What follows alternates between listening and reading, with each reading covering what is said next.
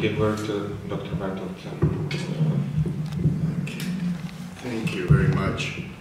I want to thank Robin for those eloquent remarks. In a very brief period of time, I think Robin not only described what's in this issue of Obnova, but also what's at stake in Croatia today. I want to thank Marko and your staff for organizing this festival. It's not always easy to begin organizing events like this, but I encourage you to persevere and to continue, because as a famous American writer, Richard Weaver, wrote after the Second World War, ideas have consequences. He wrote an important book and on his reflection. It was a basic reflection on how and why World War I and World War II happened, and this remains an eternal truth, I would say, something that we should all keep in mind. And Croatians know very well that ideas, especially bad ideas, can lead to terrible consequences, as we know. I do want to say a few remarks about Renewal. I have my own think tank that I founded about 10 years ago together with Robin, called the Center for Renewal of Culture. And first, I think it's important, and I congratulate Obnova and the journal for focusing on culture in general.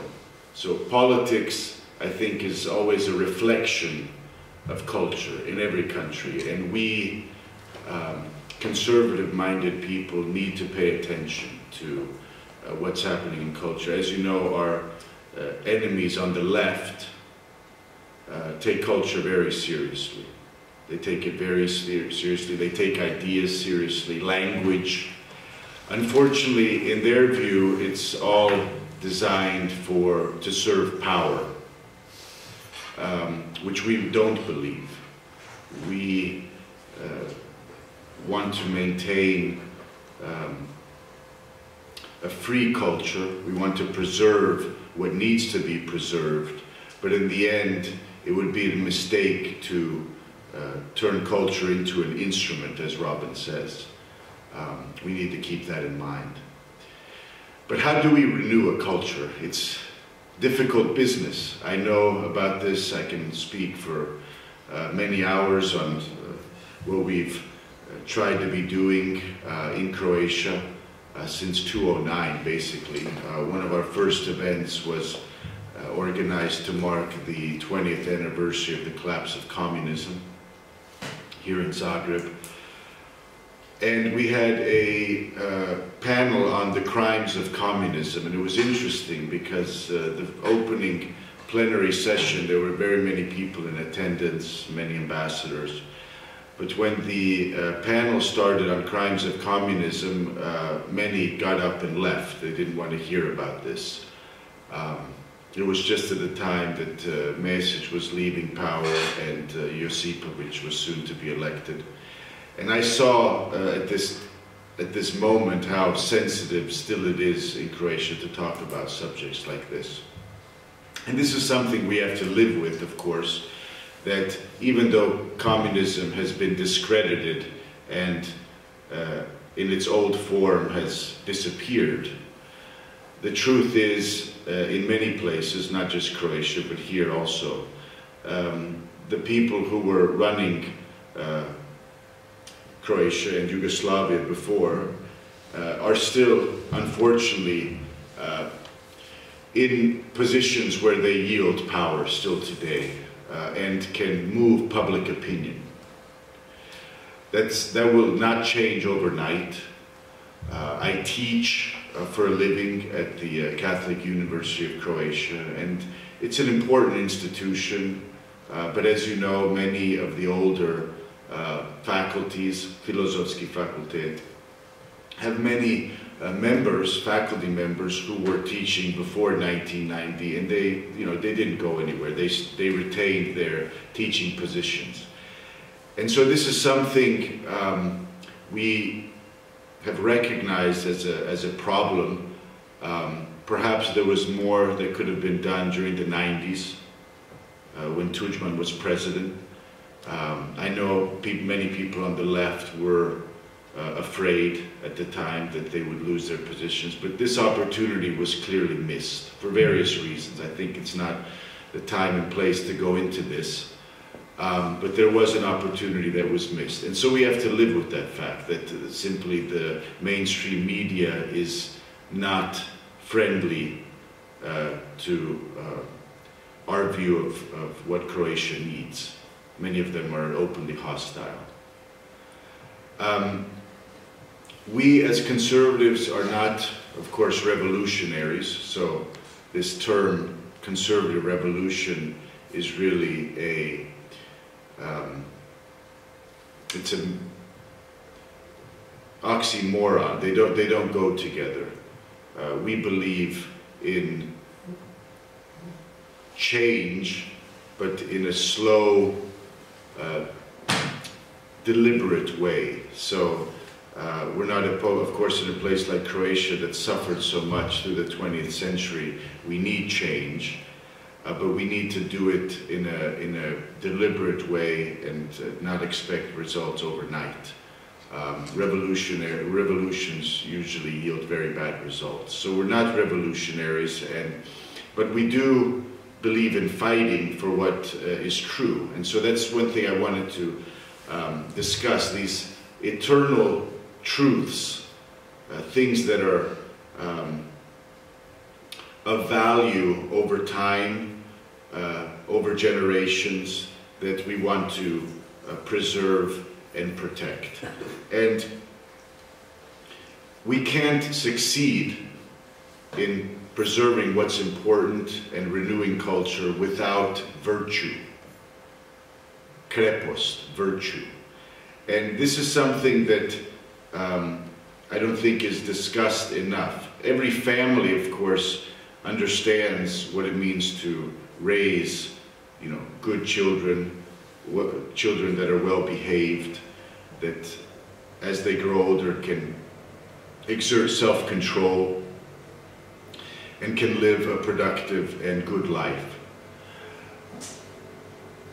And it's not by chance that we rarely hear this word in the public square, krepos. I don't know the last time I heard this on television or in the media. It's just simply not used, but it's important. It's necessary to repeat this. So virtue is something that involves moral excellence. And as Robin mentioned, in a country like Croatia, we're grateful for the culture that we've inherited, and we can't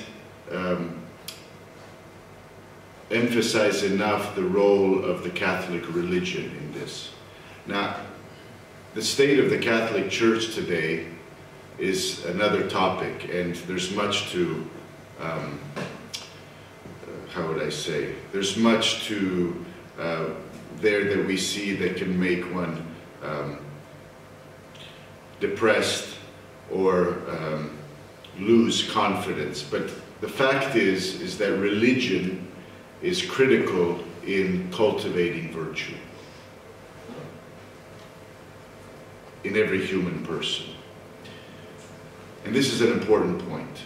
So I'm very happy that there was an essay in this journal on Cardinal Stepinac, for example. These are figures who really vindicated in many ways the Croatian nation through the 20th century. And the communists were right in recognizing him as a major threat, of course, because he was heroic in his witness to the truth. And we should keep this in mind. Figures like this inspire me in my daily work, and they faced really not just intimidation, but so much repression that's difficult for us to imagine. this. We're living today, relatively speaking, in a free Croatia. There's many problems, but it's more free than it has been for, of course, most of its history. So we should be grateful for that. Now, when we're discussing these thinkers, Robin mentioned Edmund Burke. I want to mention another English writer and historian named Christopher Dawson, who is not well known in Croatia. One of his books has been published by Verbum called Razumijevanje Evrope, Understanding Europe. He was a very important writer, and not just on history. He distinguished himself mostly in writing about European history, Western culture, and the role of religion in creating what we know as Europe. But he also wrote very important books and essays on ideology. And he has very deep insights on the nature of ideologies and how they work. And basically, he described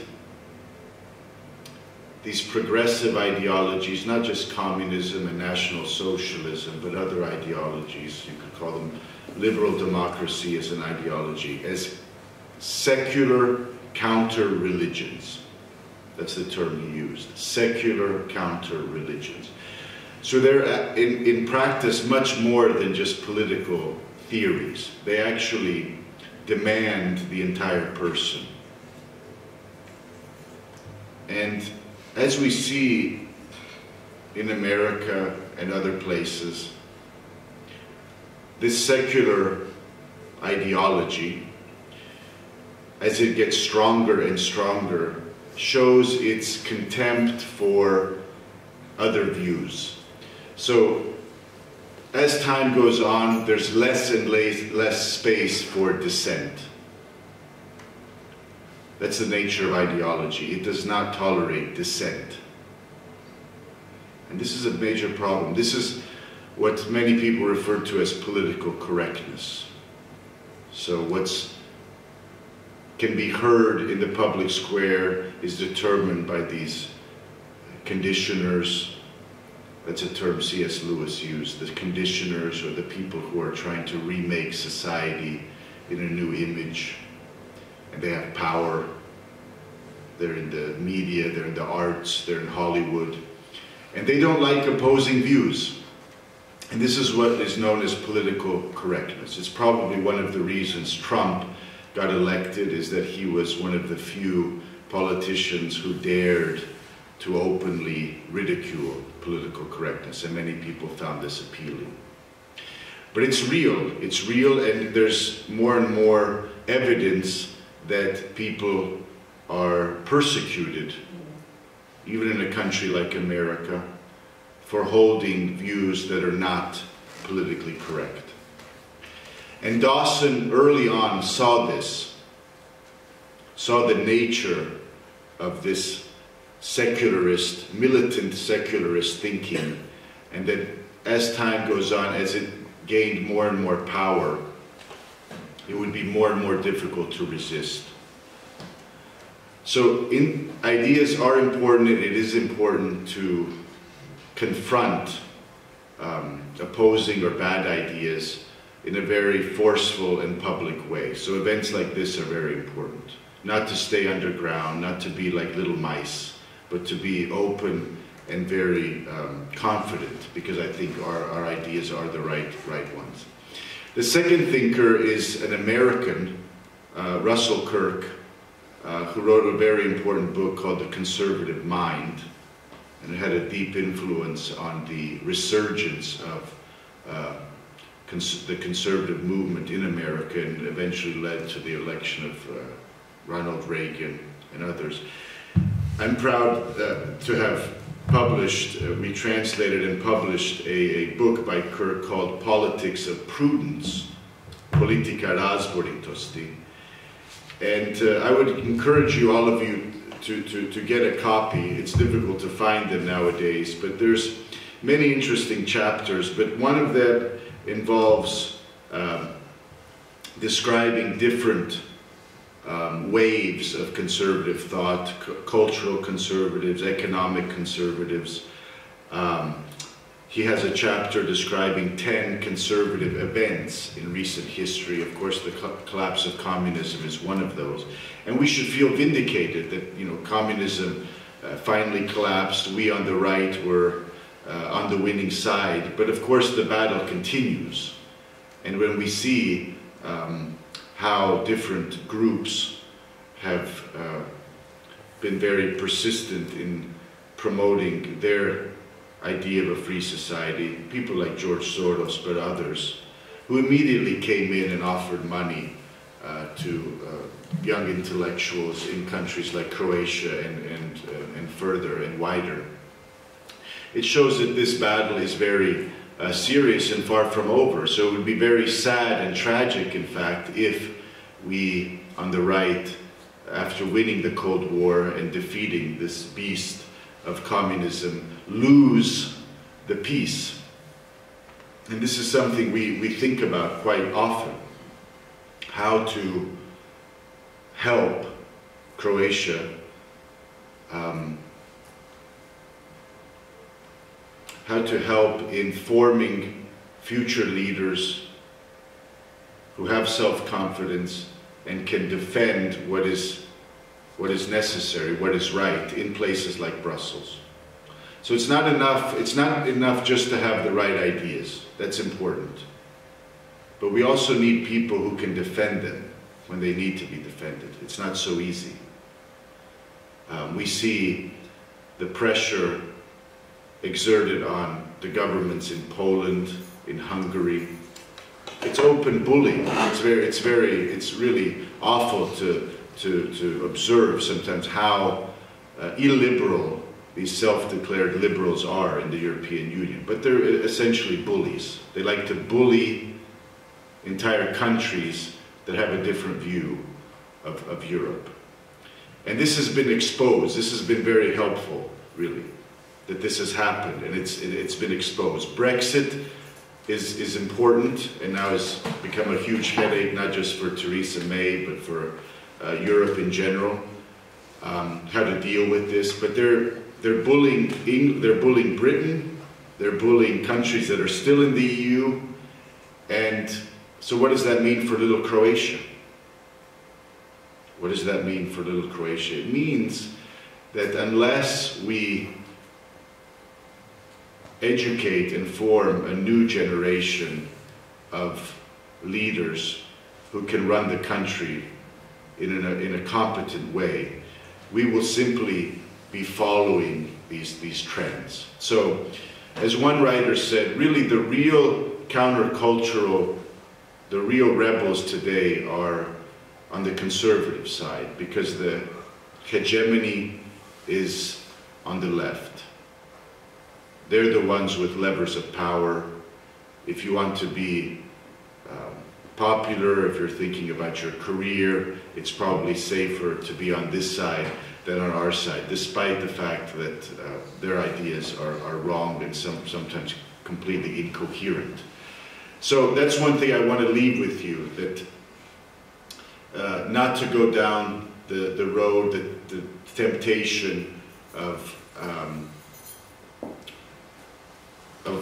trying to pursue power, because power is by nature something that we can't hold on forever. It moves from place to place, and we need to focus on maintaining and defending the eternal truths about the human person. I think Robin is right that human nature is conservative. Human beings by nature don't like to experiment. They don't like sudden change. We have much to be proud of, our ancestors, past generations, and we need to pay due respect to to all those who created what we've inherited today. But again, the 20th century has not been kind to Croatia. Bad ideas still linger around us. They're like viruses. A virus is sometimes, you know, not easy to detect, but it's a very dangerous thing to the health of a person.